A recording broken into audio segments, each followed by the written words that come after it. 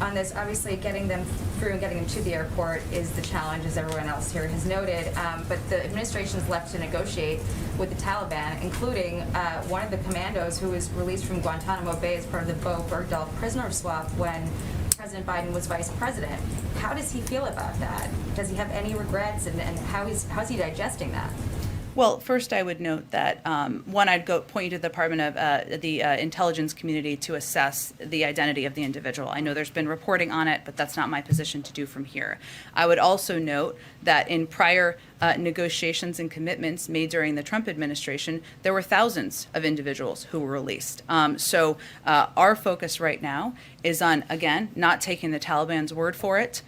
We are assessing, we are closely watching, and we are being very clear about the capacities and the capabilities we have at hand should they be needed. Of course, that's not our objective. And then the last question, what are we doing to counter message with what's happening right now with China in Taiwan? The president said yesterday that China and Russia would love nothing more than to have the U.S. sink billions of dollars and stay here forever, but it seems to be that they're celebrating this. They were touting U.S. humiliation in Afghanistan and a warning to Taiwan and other allies that the U.S. won't come for help if war breaks out.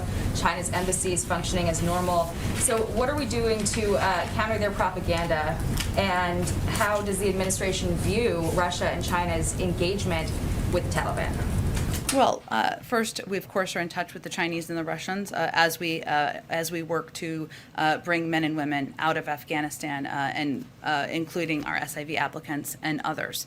Our message is very clear.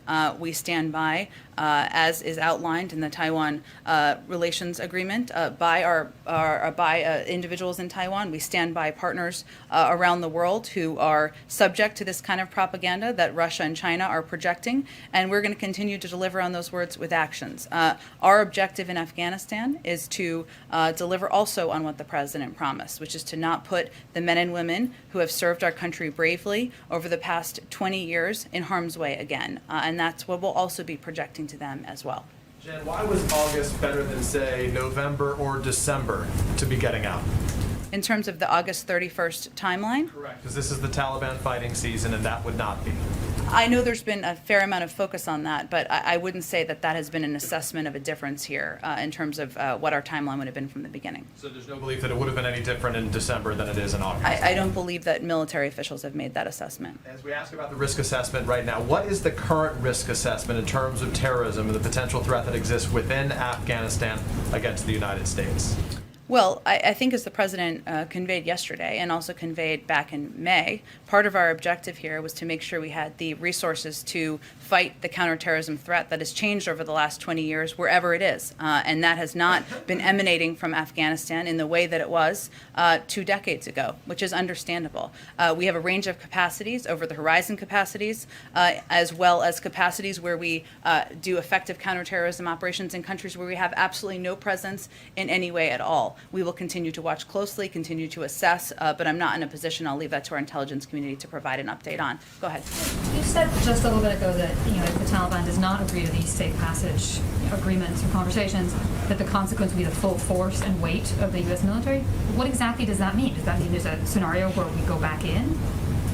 That means that we have been clear, and I think my colleagues at the Defense Department have also conveyed this, that we have our own capacity, military capacity from here. Obviously, we have worked with them to ensure safe passage. That's where our objective is. I'm not going to outline or detail it further.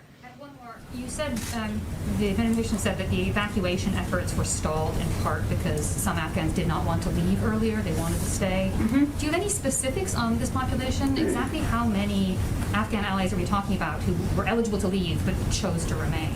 It's a good question. I can see if I can give you a greater assessment of that. What I can tell you is that of the initial numbers of SIV applicants that were granted visas, there was a good chunk of that number who did not take advantage of those visas and depart. Now, that does not change our commitment. That does not change our obligation. But it's just an important component of the story of the last 6 months. Go ahead.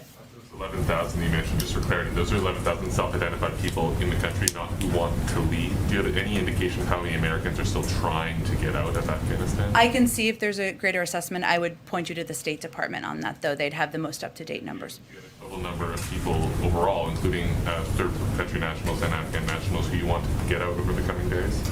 Again, there are a number of prioritized programs. I think we've given out some numbers in terms of, if you look at SIV applicants, we have about 22,000 spots at military bases here, an additional 8,000 in third countries. Obviously, we're going to work to assess and make sure we get, and we work to get as many people out as possible who are eligible for those programs, as well as, of course, separately, American citizens. But I don't have a number or an update for you on the total.